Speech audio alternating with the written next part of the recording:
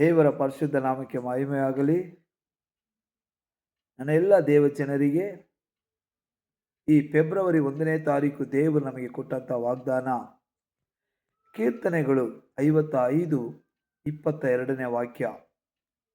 ಈ ವಾಕ್ಯವನ್ನು ನಾವು ಗಮನಿಸುವಾಗ ಇಲ್ಲಿ ದೇವರು, ನಿನ್ನ ಚಿಂತಾಭಾರವನ್ನು ಯೆಹೋವನ ಮೇಲೆ ಹಾಕು, ಆತನು ನಿನ್ನನ್ನು ಉದ್ಧಾರ ಮಾಡುವನು, ನೀತಿವಂತನನ್ನು ಎಂದಿಗೂ ಕದಲಗೊಳಿಸುವುದಿಲ್ಲ ಎಂಬುದಾಗಿ ಬರೆಯಲ್ಪಟ್ಟಿದೆ.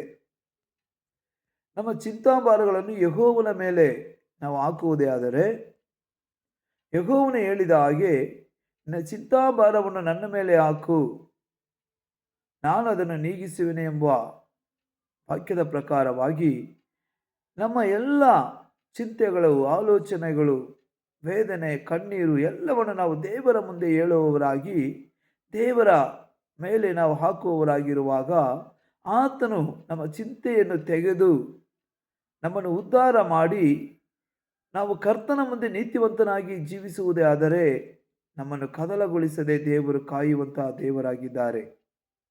ದೇವರ ಮಕ್ಕಳೇ, ಈ ದಿನದಲ್ಲಿ ಈ ವಾಕ್ಯವನ್ನು ನಾವು ಭದ್ರವಾಗಿ ಹಿಡಿದುಕೊಂಡು ಯಾವುದನ್ನು ಕುರಿತು ನಾವು ಚಿಂತೆ ಮಾಡದೆ ಎಲ್ಲವನ್ನು ಕರ್ತನ ಮೇಲೆ ನಾವು ಆತನ ಮುಂದೆ ಹೇಳಿ ನಾವು ಪ್ರಾರ್ಥನೆ ಮಾಡುವಾಗ ದೇವರು ಚಿಂತಾಭಾರವನ್ನು ನೀಗಿಸಲು ಕರ್ತನು ಶಕ್ತನಾಗಿದ್ದಾನೆ. ಈ ವಾಕ್ಯದ ಮುಖಾಂತರವಾಗಿ ದೇವರು ನಿಮ್ಮನ್ನು ವಿಶೇಷವಾಗಿ ಆಶೀರ್ವದಿಸಲಿ.